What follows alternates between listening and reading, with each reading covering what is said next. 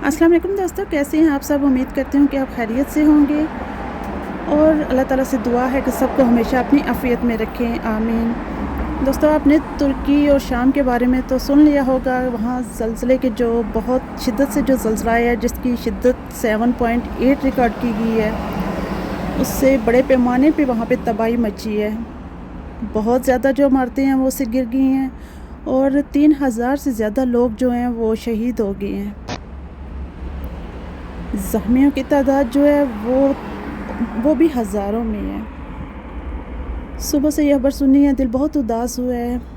तो दुआ करते हैं कि अल्लाह ताला हम सब मुसलमान बहन भाइयों को, बल्कि तमाम इंसानियत को इस तरह की आजमाइशों से महफूज रखें, आमीन।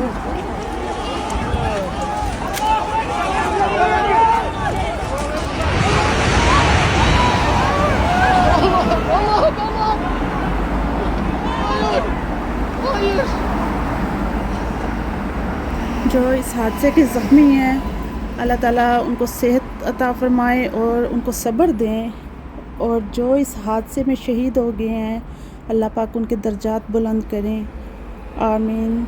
तो दोस्तों, आप भी उन सब के लिए एक बार ज़रूर दुआ कीजिएगा, बल्कि हमेशा दुआ में सबको याद रखिएगा, क्योंकि ये बहुत मुश्किल की घड़ी है उनके लिए।